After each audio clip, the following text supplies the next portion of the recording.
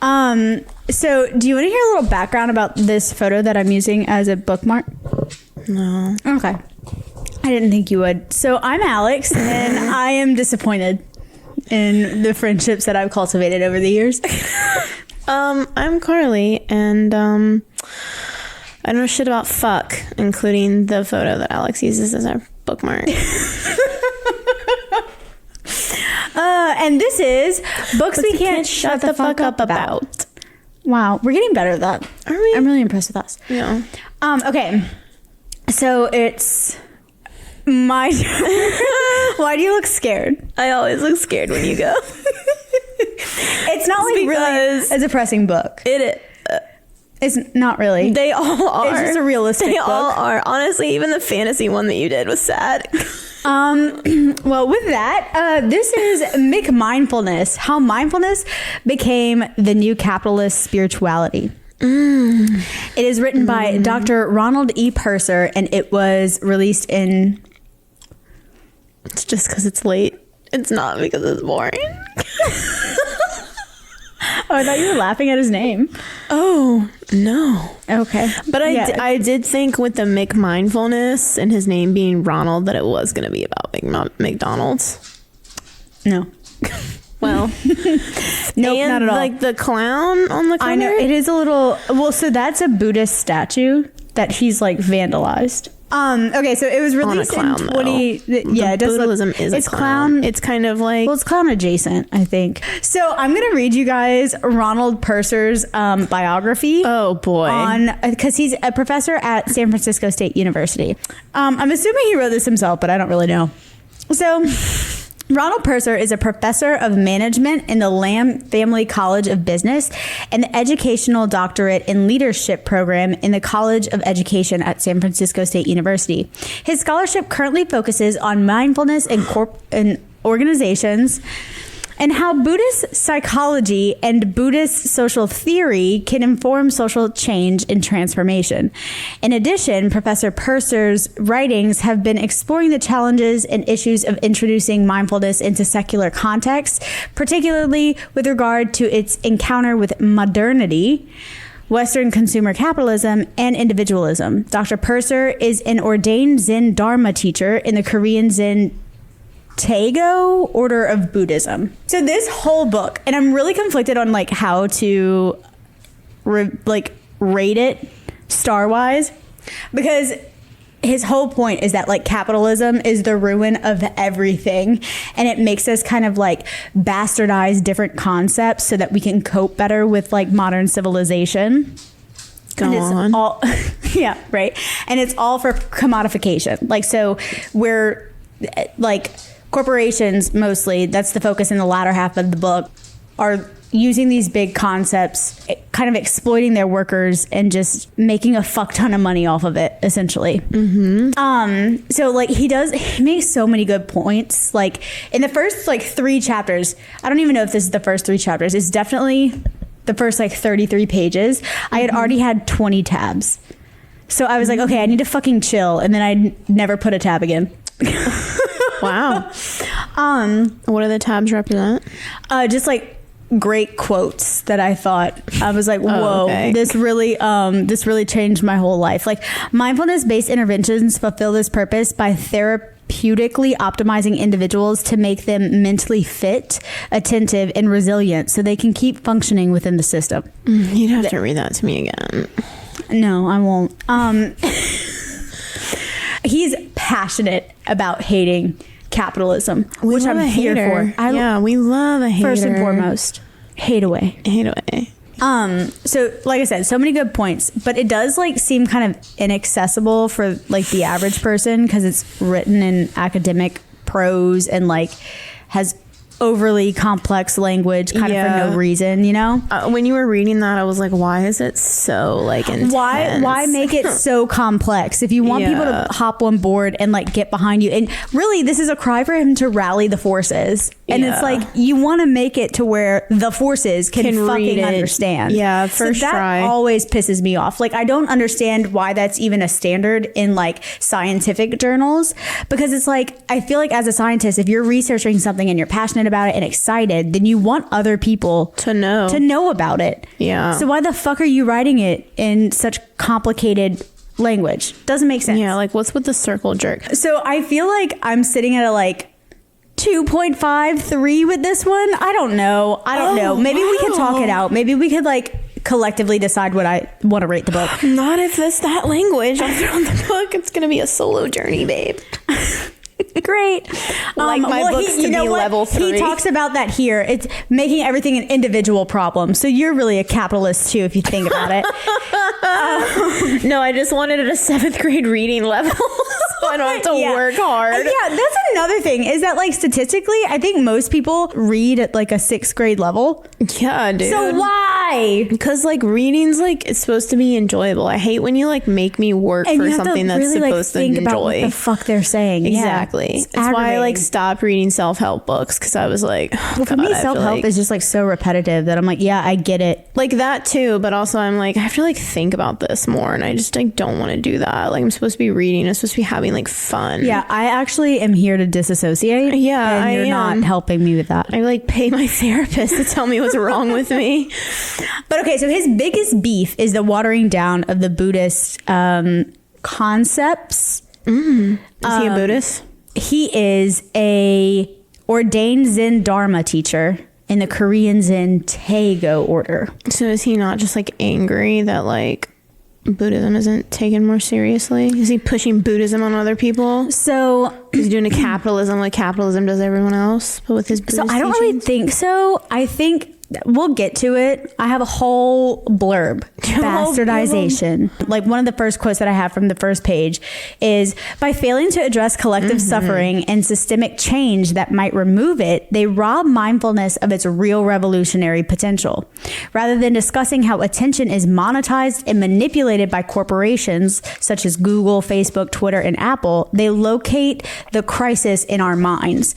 So his whole point is that they kind of gaslight us, like these corporations gaslight us into thinking that this is an individual problem. So like if you aren't coping well with capitalism, that's because you haven't breathed enough today and you haven't sat and just been mindful. So maybe you should work on that. I feel like it's like more than that though. Like it's more than just like mindfulness. Oh yeah, 100%. No, so like that's his whole point. Like, or are you saying that they're like trying to like market other things to you as well? Yeah. Oh yeah, like it's everything. But his focus in the book is like specifically corporate mindfulness. Because it's been like kind of like ingrained into like wellness programs at different corporations. Yeah, I was about to say, because like especially like Google, they kind of like brag that you can like take naps and shit like on the clock and stuff like that. And it's like, okay. Yeah, and so it's interesting that you mentioned Google, because later he talks about their specific mindfulness program, which I think is called Search Inside Yourself. SIY for short. Period. And like he has a whole thing about that. And let me tell, like we'll get into that because that's actually one of the last things I have, and it's just how much the consultant gets paid per day. You're gonna want to riot at dawn, dude. But so as I said, his biggest issue is that like they, within mindfulness structures, they're taking Buddhism and tearing out all the good parts. So this is also another beef I have with the book, is that he says this, but he never really explains what the Buddhist values are. Like he goes pretty early on saying that like you can't practice mindfulness or practice Buddhism without also practicing ethics. And that's kind of it. But he doesn't go into what the Buddhist path looks like. So that's what we'll get into now. So Buddhism they have something called the Eightfold Path, and it's one of the core teachings in Buddhist practice. So it's the practical guide the Buddha offered for ending suffering and reaching enlightenment. Rather than commandments, it's more like a roadmap for living ethically, cultivating wisdom, and training the mind. And all of this collectively is called Dharma. So later I might refer to like they've stripped away dharma from Buddhism, and that's what mindfulness is. That's because dharma is kind of all of this. So we have the right view, which is understanding the Four Noble Truths, seeing reality clearly, not through ego, craving, or delusion. So you'll need to work on that one. Man, religion, bro. Right intention, committing to a path of renunciation, goodwill, and harmlessness. It's about aligning your motivations with compassion and clarity. Right speech. Wow, Oh. I'm loving this, actually. This is the best day of my life. You've made so many grammatical / like English speaking errors. This is fantastic for me. No, I'm glad that we could be in solidarity together. So ethical conduct includes right speech, right action, and right livelihood. So all of these are like kind of your communal principles. So speaking truthfully, kindly, and meaningfully, not promoting violence, not stealing, that sort of thing, and earning a living that doesn't cause suffering to others. So that's a big problem. Like he's fucked up about it because he's like, you have to like think about others. Buddhism has a communal aspect to it, and y'all have taken that away. So this means avoiding careers that promote harm, deceit, or exploitation. So isn't that like almost every career to an extent? But that's because of capitalism. Okay. Well. And I will say that, like, I do have to come clean. I didn't finish the whole book. Okay. It's so the Buddhism teachings could have been later on, and you just don't know? Yeah. I mean, no. I did do I did a break. Yeah, I see a lot of stars. Yeah. Through the pages. I did love Seems like there's some things that were important there. There were. Yeah, no, I did a little walkthrough and I didn't see anything about the Buddhist teachings. But I will say that like maybe he did offer up a solution. I have none today because again, didn't get there. But other principles for I'm still on the other one. I just find it hard to believe. Like, I feel like greed is also just like an inherent behavior. Like, no matter what, I think like we just have, like, we're just born with like. I don't think so. And I just find that hard to believe. I mean, like, it's just like, I'm sure in like ancient fucking times when they didn't necessarily have, when it was just like free trade. Like, I'm sure there were people who were greedy and was like, I am going to sell you like more apples than like what I'm going to get. You know, like I feel like no matter where we are in time, like people are always going to be greedy. Like there are always going to be people that are greedy. Oh yeah, I think there's definitely going to be people who are greedy, but I don't think innately we are born greedy. I think like scarcity of resources and inaccessibility breeds greed. Because if I'm worried about having a meal tomorrow, I'm not going to share my snacks with you today. Yeah. You know what I'm saying? Mm-hmm. And I think when we were in tribal times, we were so much more communal. So there's just a huge social aspect of it too. And we've had like so many big pushes for individualism, especially in America, that have perpetuated greed. Because we don't care about our neighbors the way that we used to. Even if you do care about your neighbors, it's not to the extent of like survival that it once was, because we don't live in like close quarters anymore. I hear you. I just feel like people were still killing and murdering each other back in the Gap. But the last like tenet, which is mental discipline, includes the right effort, the right mindfulness, and the right concentration.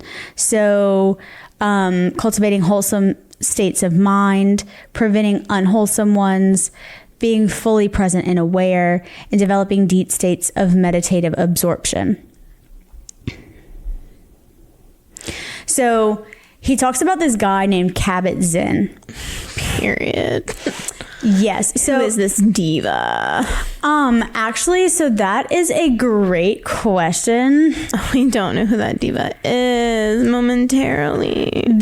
So he's an American professor emeritus of medicine and the creator of the stress reduction clinic. So he is the one who came up with mindful-based stress reduction. Kabat-Zinn is an interesting character. So when he started his, and I don't know when he started his like mindful-based stress reduction agency, whatever you want to call it, he admittedly went out of his way to promote it while separating himself from Buddhism. So he actively was like, I don't want anyone to associate me with Buddhism or like anything new age or anything spiritual. He admits that he like had a PhD from MIT and studied in the lab of a Nobel laureate. Is that how you pronounce it? Laureate? Laureate. You haven't been in the presence of one. Girl. Wouldn't know. Me either.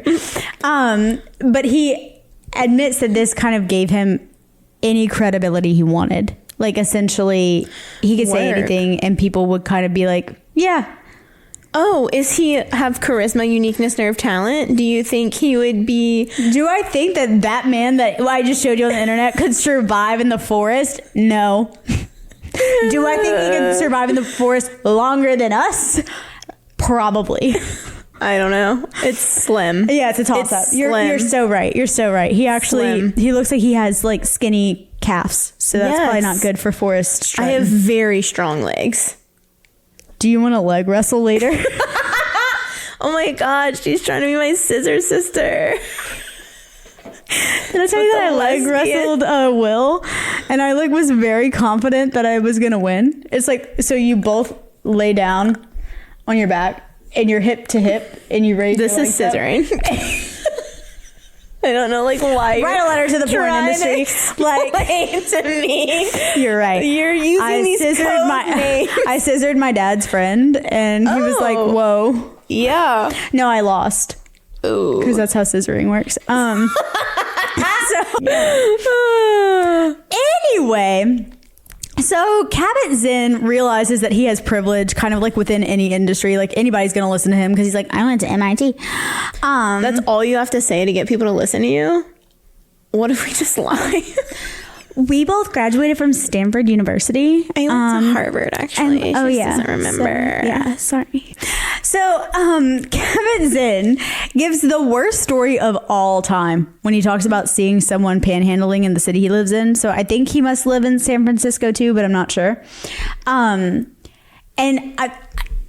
I don't even really know how this correlates to anything that he was saying at the time. I think he was just like saying like how he came into the idea of mindfulness. But let me read you this story and I just want to get your thoughts. Okay. So this is an example of how not knowing served him well in his encounter with a homeless person. We're already at a rough start. Yep. I was walking by somebody who was panhandling, and that happens a lot where I happen to be at in the moment. But he wasn't actually... That's the most confusing sentence I've ever heard in my life. But he wasn't actually panhandling. He didn't say anything. I just passed him by, but there was something about the feeling of moving past him that I felt like I did not want to pass him by. So I went back and put some money in the cup that had there.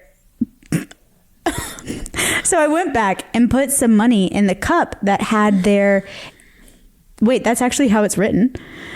Yeah, this is terrible. So I went back and put some money in the cup that had been there. And he said, thank you. The way he had said thank you had so much dignity in it. What? It gets worse. I mean, it has so much... I felt so badly for this guy. I mean, we're in such a bad economic situation that people are out there on the streets in so many different degrees of deprivation. And many of the people who panhandle are actually quite aggressive. But the way this person just said thank you, it just really moved me. And my impulse was to want to be his friend and give him more money and take him home. None of which I did. But there was that moment where I really saw this guy, and it was its own thing. It didn't need another thing to happen. It was just as a beautiful exchange. Oh my God. Who is this? This is Cabot Zen. Oh my God, Cabot Zen. You want to call me delusional? There's no way that man was ever Buddhist. No, because like, to me, it's like, I really saw this guy and it was its own thing. It didn't need another thing to happen. I just really want to know if the homeless man felt that way as well. The homeless man was just like, dude, I need some like money for water, or homie. The homeless man was like, hey, maybe you could buy me food, you fucking asshole. Yeah, that's crazy. If I was homeless and some fucking man was like doing some stupid shit like that to me, I think I'd just tell him to take his money back, honestly. Because like, why? And then to like talk about it and be so divorced from reality that you think that this is such a nice moment. Yeah. When it's like, yeah, your life didn't change at all, except you got an ego boost, which also goes against Buddhism. Well, and that's the whole thing, like religion. They love to talk about how they give to the poor community, but like, what is you? Like, what is you? What is you? What I is? What is you?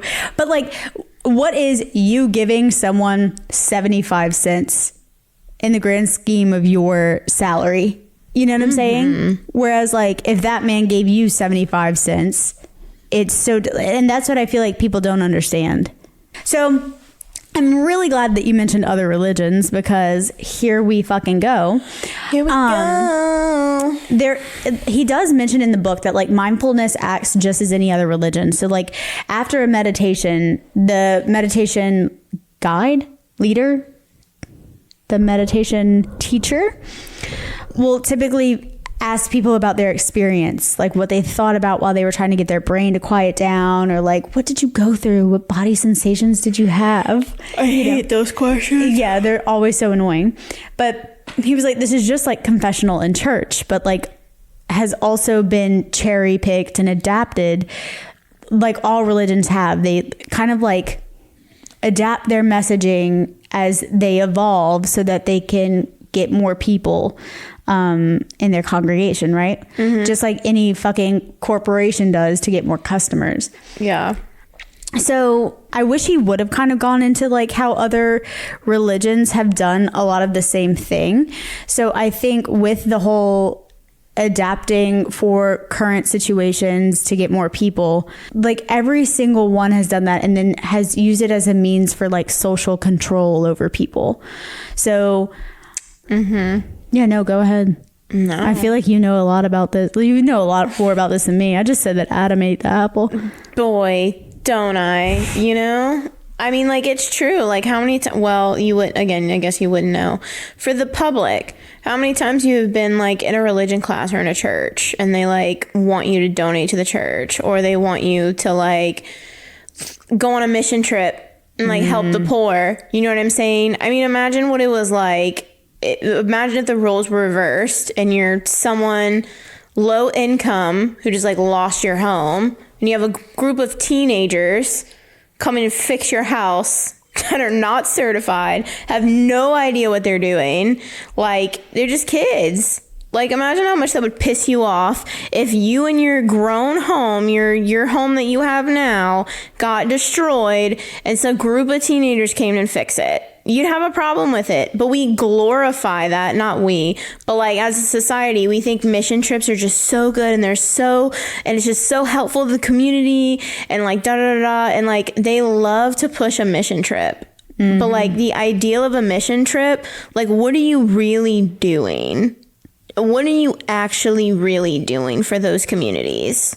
Nothing. At the end of the day, you're really just stroking your own ego and trying to make yourselves feel better about spreading God's will, when really, in reality, you're like forcing them to listen to scripture so they can get some water and fruit.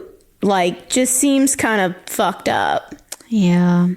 Well, I mean, even just thinking of like how I think you talked about this before, where it just seems like when you're having conversations that are remotely religious or even if it's just like about you and everything good was like glory be to God, but everything bad was either like your free will or the devil. Like it's never about bigger systemic issues, and it's never about like, oh, the things that are like happening now that are causing real life suffering and real life hardships for a lot of people, especially like low income people. That's just God's will. You know? Yeah, like when someone dies and it's just like, it was their time. And you're like, oh, okay. So it's not because they couldn't afford to go to the doctor early. So it's not because they couldn't afford medications. It's not because of this and that. It's not because they, didn't eat for like a week. It's not because they were like working their like fucking asses off when they have like a disability or like some underlying health condition. Yeah, it's not and, because like, they have worked themselves into the grave, essentially. Yeah, it's not because they work at a plant and like the plant makes billions of dollars off of them and then doesn't or like exposes them to a lot of harmful chemicals. Exactly. Oh my God, thanks. I'm really struggling. I know, dude. It's like past your bedtime, homie. Like, oh God. Christianity was also institutionalized, and like so they took over Rome. I'm sure you know this history. Romans took over Rome. Christianity took over Rome. Oh my God, I didn't even know Romans were there. But so Greco-Roman philosophy and imperial, also like kind of crazy how like we call it Roman mythology now. What did we call it before? Religion. Oh. Probably before, like, likely before Christianity came around, what we view as Roman mythology was just their practicing religion. But now it's mythology, you know? Yeah, well, because it was before Christ, obviously. And like, fake news. That is the way. Zeus? Wait, Zeus is Greek? What's the other one? Orcus? Oh, unfamiliar with him. Okay. So, in the modern West, mindfulness, which is rooted in Buddhism's path toward liberation from suffering, is being retooled into productivity hacks, stress relievers, or like mental hygiene practices. So it's like people can sit at their desk and just like put their hands on their lovely work desk that they were just like really stressed out at, and they can just do deep breaths, and they can just like do a body scan, and they can just like feel their toes in their shoes, and then they'll never feel stressed out about being paid a shitty wage. I mean, that's what I do every day. Period. So again, it's taking something that was originally meant to liberate individuals from ego and craving and honestly turning toward the community, and it turns it into a technique just to cope with the demands of capitalism. There's so like, is he saying that in like a normal Buddhist society we would all be like doing that together? Like we would doing breathing techniques together. Yeah, so I think that's one of their pillars, is that like you're supposed to be meditating. I don't think it tells you like you should be meditating for 5 hours every single day. I don't really know if it gets that strict. But I think most Buddhist monks like live together. They're cooking meals together. They're meditating. They're sometimes sitting in silence. Dude, like, I don't know. I would like hate that. Well, I mean, they also talk to each other sometimes too. But they can't gossip. They can't gossip. Oh. Yeah, so count you out. Literally another triple threat. No tea, no goss. You have to sometimes be quiet, and then you have to live with others. It's a no all around, huh? Well, yeah, so that's why, like, I don't know what his, like, perfect ideal is. So, again, I didn't read the whole book. So maybe he's just saying, like, hey, if we're going to practice mindfulness, then, like, we need to bring back the Buddhist pillars that are supposed to be integrated with this practice. Maybe that's all he wants. Maybe he's just, like... That's so interesting, because I bet you, like, most people who like are practicing mindfulness probably have no idea it comes from like a Buddhist teaching at all. Because like a lot of I those think it's people very clean girl. It's very clean girl. It's very like very clean girl. yoga influencer. It's very yoga influencer. And not anything with spirituality at all, for sure. But like a lot of people who like are in that mindfulness era are either like super into spirituality or they're Christian. You think of the people who practice mindfulness, they're either super spiritual or they're like Christian? Just in spirituality in general, or like adjacent to that is Christianity, because like either you identify as like a Christian or you're like, oh, I'm just spiritual. Wait, or are you saying that people who practice mindfulness aren't spiritual at all? No, I'm saying like they don't know that it's coming from like Buddhist teachings. Yeah, they're usually just like spiritual or they're Christian. Gotcha. Because like if you like, I don't know, I feel like most Christians kind of like lose their shit on like anything outside of Christianity. So it would, I don't know, I just feel like telling them that mindfulness comes from like a different religion would be like telling them that God really likes Halloween. Yeah. You know? Yeah. It just seems like adjacent to that. So later he talks about corporate mindfulness specifically, and something you had just mentioned earlier made me think about that. I don't remember what you said, but we're going to get into a point where we talk about how they've made it really sciencey, as he puts it, mindfulness. But so Stanford Graduate School of Business did a study. They did a like huge study based on like people who were in the working class, and the study found that lack of health insurance, constant threat of layoffs, lack of decision making, long working hours, and unrealistic demands were the biggest indicators of stress for who would have guessed? I know, but then not the mindfulness practitioners, because they would just tell you that you just weren't doing mindfulness right. That's why you're fucking stressed out. Oh wow. So long work hours was like a 20% rise in mortality, and job insecurity was like a 50% increase in poor health. So this is where we get into, I kind of like accidentally did some stuff out of order, but my bad.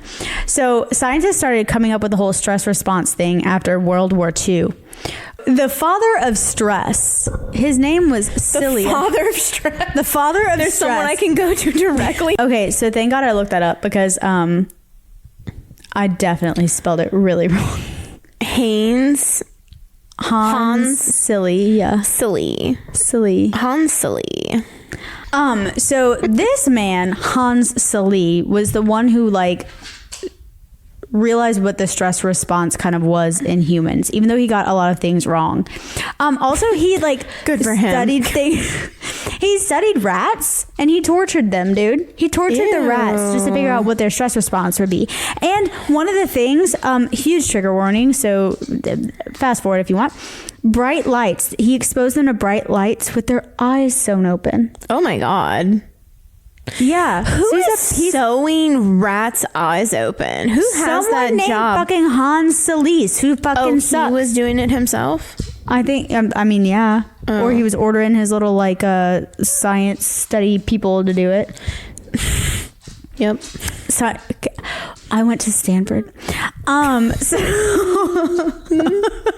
So homeboy was bankrolled by the tobacco industry. Okay. So at this point in time, which I don't know where we're at in time at this point, because I fucked up my timeline personally. So he was alive from 07 to 82. So this must have been in probably like the 50s. Think Don Draper, but shittier. So they wanted to market tobacco as a stress reliever. Ooh. I know. That's how you know this really was in the 50s. Hot take. Yeah. So they were trying to prove that like there's certain types of stress that are bad stress and other stresses that are okay stress. So you have type A stress, which is like intense, driven, punctual, and impatient people. All of those characteristics are like a type A stress. Those are bad. But tobacco is not bad. Tobacco relieves your stress. Doesn't even make sense. Dude, he got so much money from them just so that he would say that shit. But a big like belief before mindful-based practice came into play. And even I think now in some circles, scientists postulate that we're stressed because of our caveman ancestor brains, you know, like how we've evolved, but like our brains still think that we should be expecting to get attacked by a saber-toothed tiger. I feel like that's the example that everyone always uses. Like, so that's why you have your fight or flight responses to things. So our animal brain is constantly kind of looking for stress. But okay, so he equates the whole like mindfulness practice to a lot of other things in society, which I thought was interesting. So he talked about it in terms of like positive psychology. He talked about it in terms of fad diets and in terms of healthism. So healthism is making any sort of health related issue an individual problem and looking at health as a moral virtue. So like if you're fat, it's because of some sort of moral failing on your part. Not because like life is stressful, you might have underlying disease, you might not have access to healthy foods, like all these things. It's your problem, right?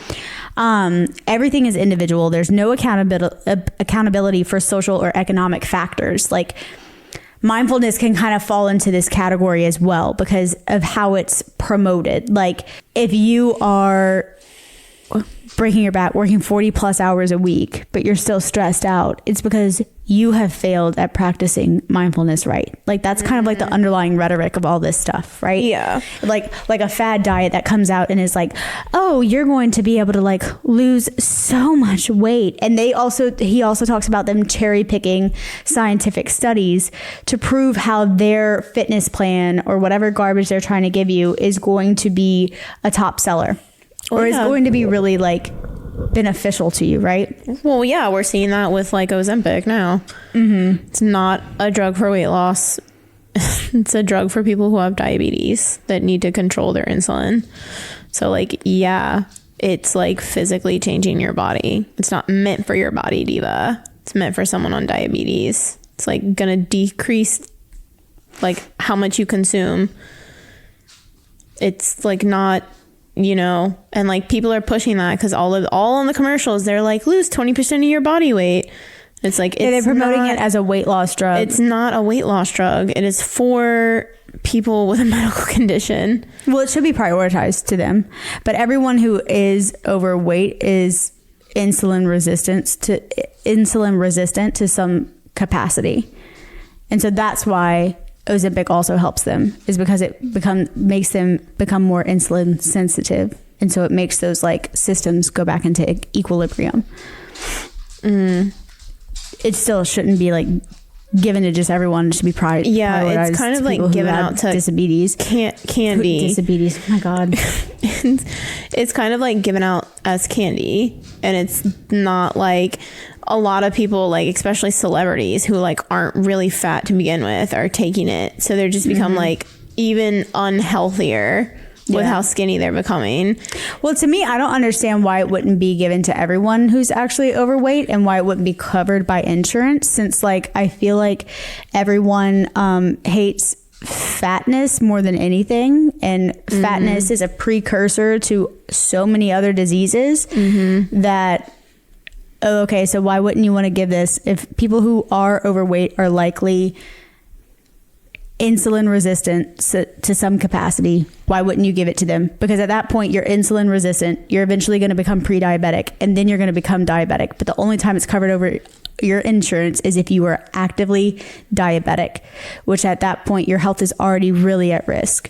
So why not give it to people in this intermediate area? Because they're going to lose money. Exactly. It's always about money, unfortunately. Always about money. And that's also what Ronald E. Purser believes too. Oh, Ronald. Yeah, Ronald, you're really out here making the points. So let me flip to my little paper. Oh, we're going to get a quote. But he also talks about positive psychology. Oh my God. This is genuinely the best day of my life. Nothing has been better. You know, I thought about you because I read most of this, listened to some of it, read some of it, whatever. Was flipping back and forth. Okay. I was doing brag much. what? That I could access it on my Spotify premium account. Oh God. And so I thought the word respite was pronounced respite, but it's respite. Respite. And Yeah. it's not spelled like respite. Yeah. It has an E at the end. Respite. Pronounce words phonetically, people. Anyway, so he says mindfulness, like positive psychology in the broader happiness industry, has depoliticized and privatized stress. If we are unhappy about being unemployed, losing our health insurance, and seeing our children incur massive debt through college loans, it is our responsibility to learn to be more mindful. John Kabat-Zinn assures us that happiness is an inside job that simply requires us to attend to the present moment mindfully and purposefully without judgment. Another vocal promoter of meditative practice, the neuroscientist Richard Davidson, contends that well-being is a skill that can be trained, like working out one's biceps at the gym.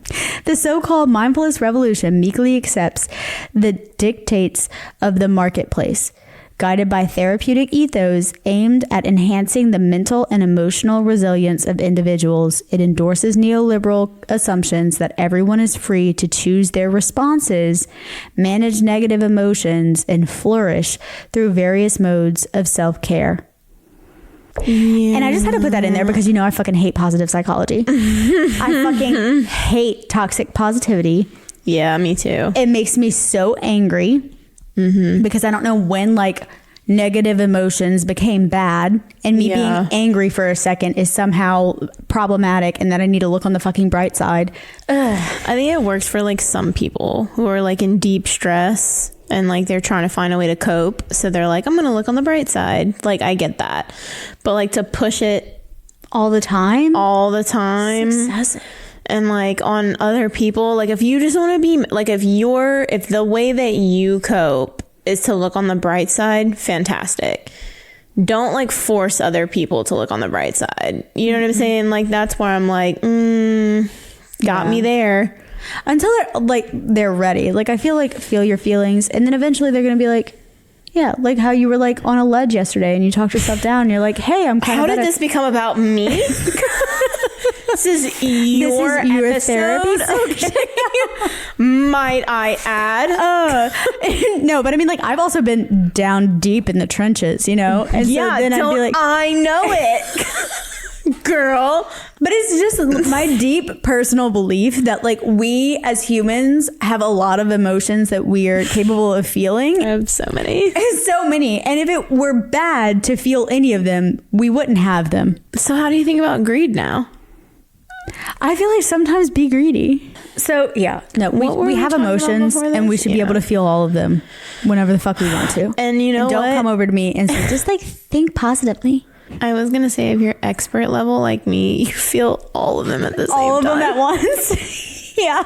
I don't know. There's been many times that I just feel purely one emotion. Yeah. Unless I'm super, super excited or I'm super, super sad. But most of the time it's just oh, I'm a little bit of everything, aren't I? And I don't know if that's an argument for me being in need of antipsychotics or something. Yeah, I'm not sure. Dude, I know. I told you I fucking signed up for Natural Cycles.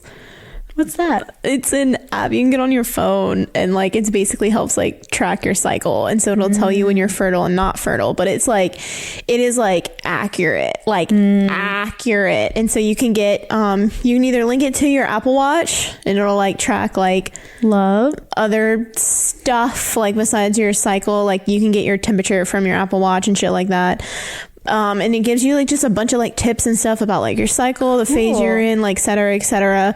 You do have to pay for it if you want all the features. So I ended up paying for it because I wanted the the full details of everything.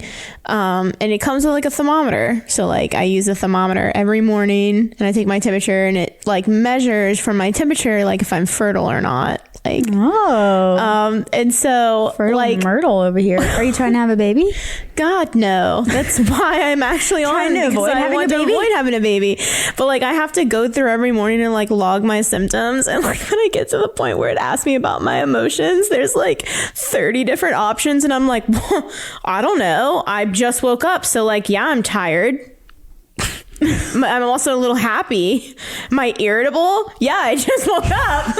So I'm like, man, I'm like choosing like every fucking emotion because like, yeah. Well, if you think about it too much, then you can think your way into feeling anything. I know, which is why I'm like, I hate that I have to select my emotions, like, it's rough because I don't have know. a feelings chart on that a feelings wheel that I screenshotted and I have in my favorites. I know, you sent it to me. God, I sent it to everyone, huh? Yeah, you do. You're a fucking slut for the wheel. I love the wheel. My God. I'm so happy it was invented. Okay. So I don't know where we were at with that. That was a really long tangent. Some of his stuff was like anecdotal. Like he'd be like, I was laying down meditating because I was forced to by somebody who was telling me to be mindful. And I just started thinking a lot instead.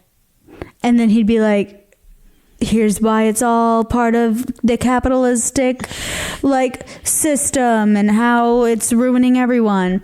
Or he'd be like, or I didn't do yoga because I like Tai Chi better. But I did Shavasana after and then Good started for thinking him. about it, you know. So like it's just like those like anecdotal things. He does again make good points. Like he gets into a part where he talks exclusively about the studies that are referenced when talking about mindfulness. So when I said earlier they make it science-y, this is what he meant, is that there was like this huge meta-analytic study from McGill University stating that mindfulness-based stress reduction is an effective treatment for a variety of psychological problems and is especially effective for reducing anxiety and depression and stress. So the same data was reviewed by another group. I feel like these universities might be in the UK, but I'm not sure on that. I should have looked it up. I've never heard of McGill. I thought you were truly about to say I've never heard of the UK. And I was like, Famously. hot take. UK, don't know him. Never heard of her. This data was reviewed by like, they have a specific department for reviewing statistical analyses. Good for them. And they found no statistical significance that MBSR is really that helpful, but there wasn't a lot of good data in there to begin with. So good statistical evidence in like before and after studies. So if you went in, I don't know, they didn't go in depth of how the studies worked. So I'm assuming it could have been self-reported data, which also is just unreliable in and of itself. But like before and after, you'd go in, you'd be like, this is what I'm feeling. And then you'd meditate or do your mindfulness practice. And then you'd do the same question after. Yeah, I don't know if that's what it was. But. Yeah, but you know how those things go. Like you kind of just like convince yourself that it works. Like kind of like also when you just like sometimes just taking a second in general, even if you're not being mindful, if you just like sit for a second, you're like, wow, I feel so much better. Yeah, or like you just drink some water for a second. Drink a whole bottle of water and have a little bit of Indian food, and all of a sudden your tummy troubles go away. Exactly. Yeah, I experienced that today. So they did say that there was good data for like the before and after stuff, but like you said, like that seems also unreliable. Yeah. But the quality was really low for controlled studies. Amazing. Huh. So we should have been playing a drinking game. We should have. Every time I fuck, we would be absolutely trapped. We'd be tore up. Yeah. I'd be like, oh, I gotta go. Yeah, bye. But this is where he likened everything to fad diets. So like influencers for fad diets and fitness programs will like cherry pick studies to boost their sales, right? Yeah. But there's a lot of concerns. Oh, God. What? That's like when you're like trying to enjoy social media and like a TikTok influencer will pop up on your page and he's like, these are the 5 things that I wish I knew before I started my weight loss journey. And then you're like, okay, and then it's like click caption below, and then you click on the caption, it's like, if you want to learn how I naturally lost, pay $1.99 for my starter packet in my bio, like shit like that. It's like, or they'll sometimes give you the stuff, but if you watch enough of them, they're all saying opposite shit, and you're just like, okay, either way, I'm fucked. That's good. Yeah, or it'll say like dumb shit, like, oh, you want to lose weight? Drink more water. It makes you fuller. Well, that's not really a hack, diva. Like, I hate to tell you, it's just like not a hack. That's what is that really? And how is that like? How is that like building a healthy relationship with food? Like you want people to have long-term success, telling them to like just drink water to curb their appetite is like not doing that. Yeah. So it's just like shit like that. Or like they'll like want to critique workouts and be like, maturing in the gym is realizing, and then it's like, you need to walk like on a 10 incline for 30 minutes to build stamina. And it's like, bitch, you just need to start somewhere. You just need to literally do anything. And like literally just move. And so everyone else can shut the fuck up. Stop listening to like influencers. They're also dumb stuff that I see on my page all the time. And I'm like, this is just crazy. And it's also just like kind of like elitist. It's like, the workout that I do is just like so much better than your little peasant workout that you do. And it's like, shut the fuck up. Like, I'm here. That's kind of the whole thing. That's all that matters. Yeah. And like they so desperately want to be right about everyone, want to have the right way for every little thing. But if they actually see like a plus size person in the gym, they're also just going to like critique them for being in the gym. You know what I'm saying? It's just like, dude, just let people do whatever they want, homie. And most importantly, if you're gonna shut the fuck up. Most importantly, shut the fuck up. Unless you have some great nutrition advice or like have a that's actually like recipe. Yeah, that's actually like all people want to know. Real science backed. Yeah, all people want to know. But so a couple scientists and organizations are concerned about the overpromising of the effects of mindful-based practices. But okay, so there are some people who have concerns, but essentially stating that like overpromising the effects of the mindfulness practices can be dangerous because once it doesn't work for people, it'll just throw them to the other end of the spectrum.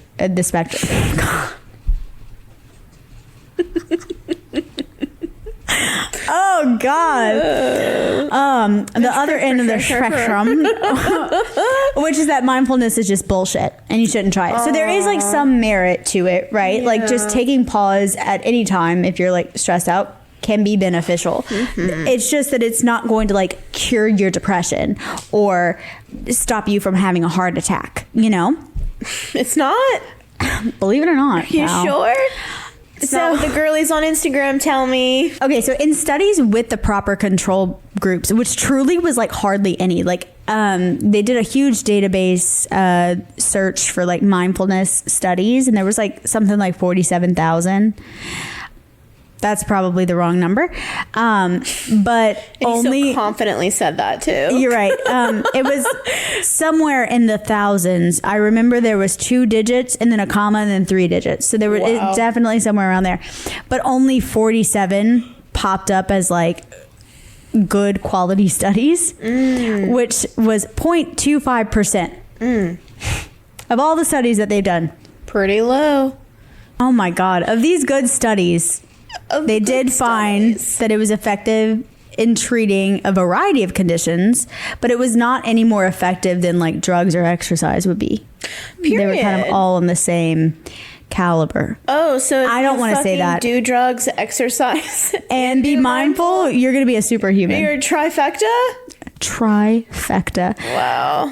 I would like to say that what it specifically said was that it was effective in treating a variety of conditions, but not more effective than drugs or exercise. So drugs and exercise could have been much more effective. It's not that they're equal. It's a good day. I just good day for drugs. Great day for drugs. Which also, so like, I don't remember if this was in the New Yorker or the New York Times.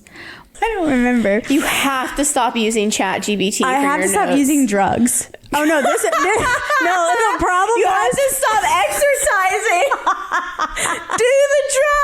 just be mindful, you stupid bitch. No, the problem is that I didn't use ChatGPT, and this whole entire page is me.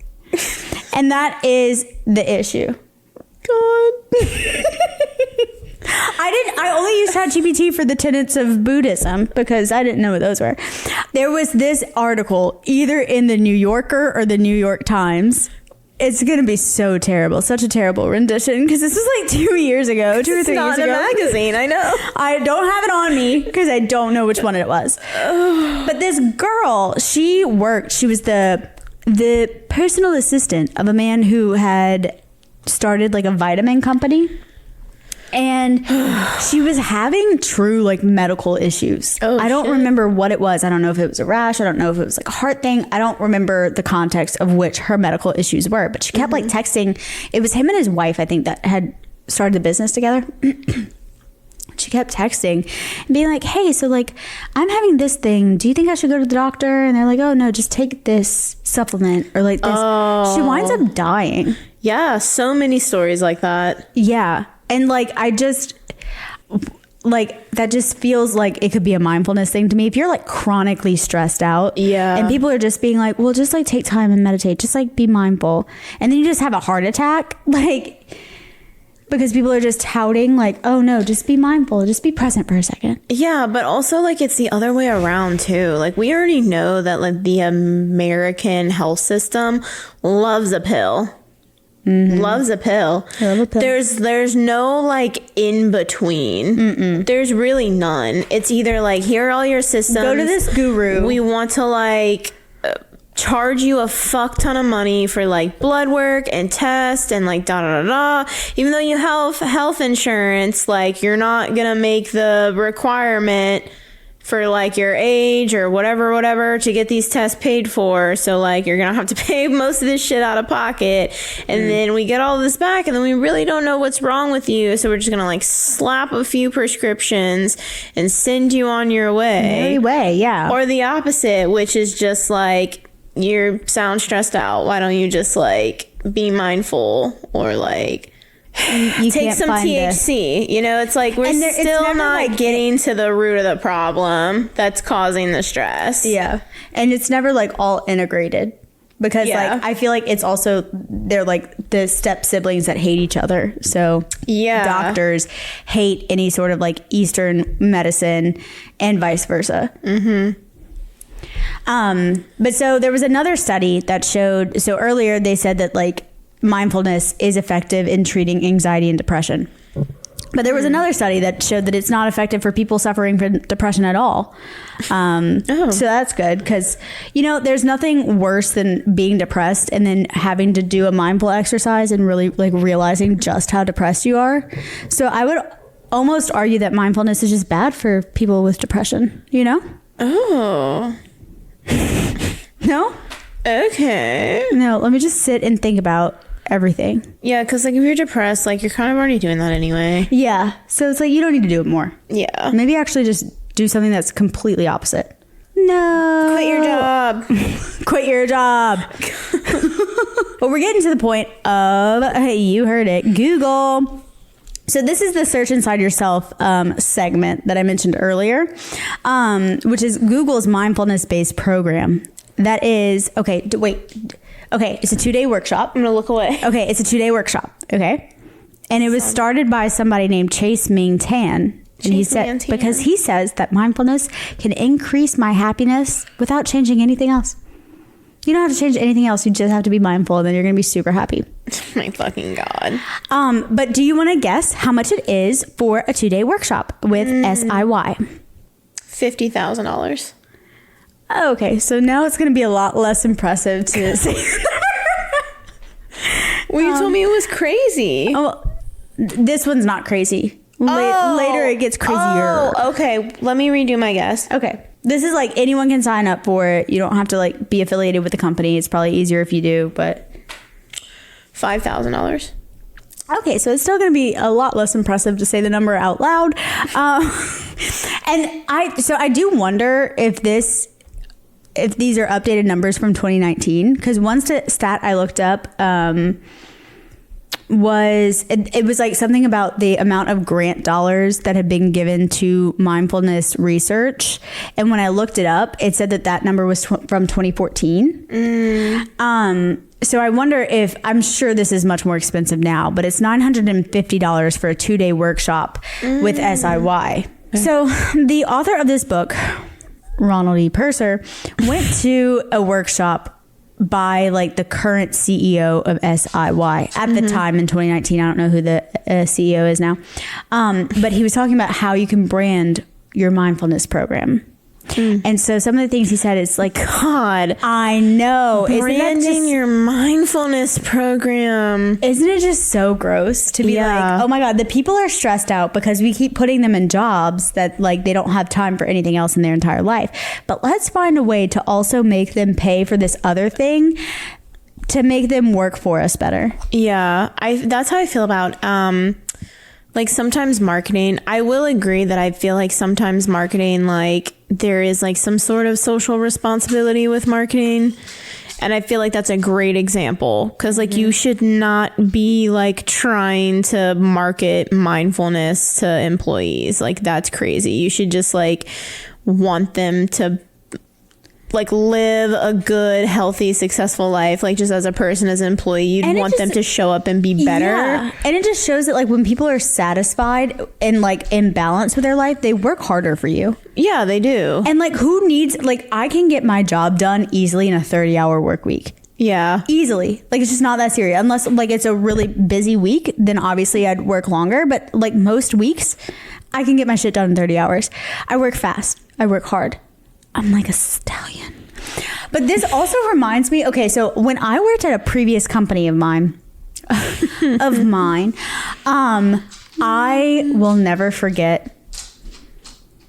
Carly has a dog, so if you hear the clickety clacking, it's just the dog. He's got fancy feet. Fancy feet. So I worked for this company, and our CEO was a bit like woo-woo. Yeah. Oh, yeah. And this was a new company. So, like, I just personally feel like if I'm a new company, I'm watching what I'm spending.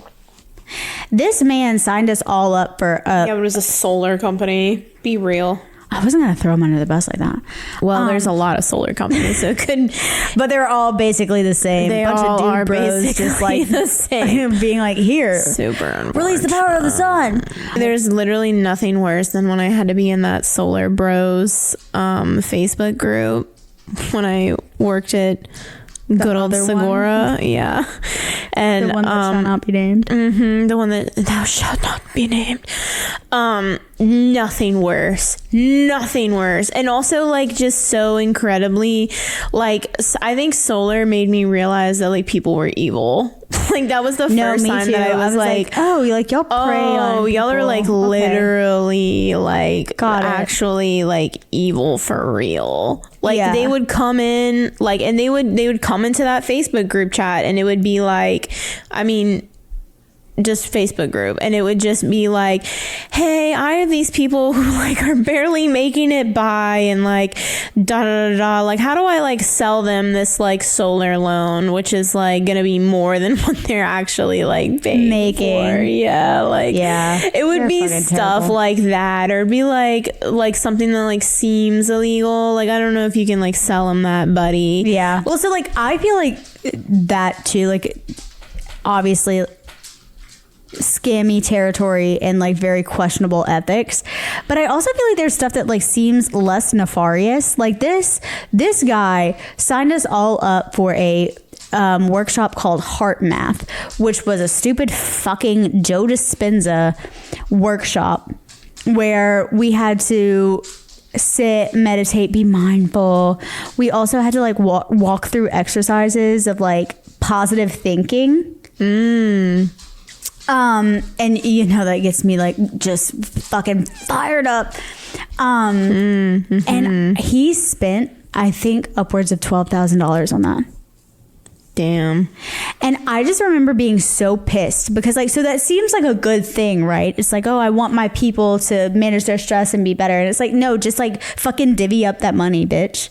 Yeah, you could be using that for bonuses. Yeah, you could give us bonuses. You could have given us like raises. Like we don't want like I feel like hired an agency or something to come in and help like take off the workload. Yeah, which is also like so paradoxical because I feel like this whole movement is pushing us to be like our stress is our own individual problem and our mindfulness practice is our own individual problem. Then why are you doing this at a corporate level? Yeah. And not being like, oh, well, it's like your mental health is your own responsibility. So here, we'll just give you money to get a therapist if you need. Yeah. If you so choose. Right. I don't know. It just annoys the shit out of me. And so this author is sitting at this branding conference with the CEO of SIY where he's just like, it's all in the branding. You can't have anything too Buddhist because he showed an image that had like a mandala on top of it. And he was like, you can't have anything too Buddhist, even though we're teaching the Dharma, which they're not, which is the author's whole beef in the first place. You're looking for employee productivity, not a spiritual awakening. That was like a direct quote from him. So it's just like packaged lies, essentially. Yeah. I mean, they all kind of are at the end of the day. Exactly. But so like these corporations are still putting it inside of their wellness programs. And this really started in the 2008 recession is when corporations started really pushing mindfulness, which is just so fucking, it's just so fucked. Because I would love to see nationwide what the corporate mindfulness budgets are and just see how much, like, really put it in perspective of like, oh, that's what we all collectively decided to spend money on when you could have, like you said earlier, just put that in your wages. Like people were literally stressed as fuck losing their homes, and corporations are like, actually just breathe, just sit at your desk, don't leave your desk, definitely don't do that, and breathe, and then maybe pay us the registration fee when you can.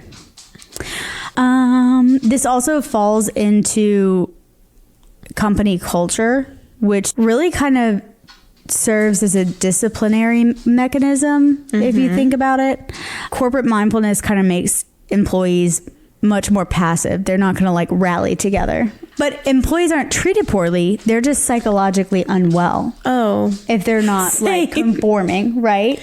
So the company culture serves as a like, it almost serves as like how churches are like social, what? Oh my God, are you a child? Yes. Like what's happening here? So company culture serves as like a controlling mechanism, kind of. Just like how like churches often use their word to like control the masses and like for like social. Yeah, it's just like a blanket, like we care about you, that's in our like company culture, but like if you really like cared about us as employees, you would be like extending our benefits, giving us more paid time off, increasing our wages, like lightening our workload. Like those are things that really matter. Like meetings upon meetings upon meetings about like company culture and values is like not what's doing it. No, but it tells you how to feel, not just like how you're supposed to work. And then like it specifically discourages the unionizing, right? Or any critiques under the guise of like, if you're like critiquing or pushing back on our company culture, you're just not a culture fit. Yeah. And so it offers you the internal tools, like whether it's like breath work or emotional regulation, but it helps workers to just adapt to the culture, even if it's an exploitive culture. Mindfulness is just the biggest problem when you have a job. You should probably be unmindful if possible at all. No meditation, hardly think. Don't breathe if you can fucking try and get by. Stand it. Yeah. Hold your breath as long as possible as a power move. Stick it to the man. When you're in a meeting with your boss, make sure you go red in the face. It really makes them uncomfortable. Just start holding your breath in company meetings and see what happens. Yeah. And like if you pass out, Oh my God. And then maybe you'll get like Milk that up. day off. Milk that up. Yeah. Milk that up. So you heard it from us, but for legal reasons, it's a joke. Try to pass out in a work meeting and just see how that goes for you. It might be the only solution for capitalism because I didn't finish the book, so I don't know if there is an actual one. We don't have anything substantial to add. And because I hate positive psychology, I'm not going to try to silver line this for you. Oh, we're just gonna leave it at that. There's no benefits. It sucks. Hold your breath all the time. Increase your lung capacity. Don't exercise. Maybe do drugs. Yeah, do drugs. Certainly don't do breathing techniques. No, not at all. This actually does make me want to like go do a deep dive into like, because breathing is such a big thing. Dude, believe it or not, we have to do it a lot. Not just that. I thought you were gonna get something, but like I do like yoga. I think it's super nice, like stretching the muscles out. But like when nothing makes me angrier than when I'm in like an hour-long yoga class and like 10 minutes at the beginning and like 10 minutes at the end is just like, okay, breathe in, breathe out. Okay, so like what we're gonna do is you're gonna breathe in for 4 seconds and then you're gonna hold for 4 seconds and then you're gonna exhale for 4 seconds. And I'm doing that like over again for like 5 times and I'm like, babe, I don't feel any better. You know what I'm saying? What would make me feel better is if we like got to the actual stretching. Like I always like the breathing at the end. I feel like I'm wasting my time right now because like my anxiety You're like, is I've already breathed 72 times today. Yeah, you really want me to do it more? I guarantee you I've taken a lot of deep breaths already today. I need to get to why I'm here, which is to like stretch. Yeah. Like something you could also conveniently do in your own home. Well, no, because I'm not putting together a routine. So yeah, I think, sorry, not to go on an additional tangent, but like when you're sitting there in the, what's the position Shavasana. called? Shavasana. And they're like, okay, like erase your mind, go into a meditative state. I never do that. And then it's like 5 seconds pass. In your meditative state, and I'm like, you're fucking talking. Shut up. That is a huge pet peeve of mine. Shut up. Like if you want me to be in the meditative state, I can't do that when you're fucking ceasing me. I do require silence up and allow me to just do it then. Oh my God. Unless it's like a guided meditation where it's like, okay, now we're gonna take you through a then no, don't fucking but talk it's to me. never like that. It's never like that. It's literally just because they don't know how to shut up. And I'm like, oh my God, we did not need to do this. Someone didn't leave their ego at the door like the Buddhists would have wanted. No. Oh my God. Well, that was odd. I hope that you never have to breathe again during yoga because that sounds like a downer. And I'm sorry that you've done it so long. Me too. But again, follow us wherever you want. Hi, bye. Have a good night.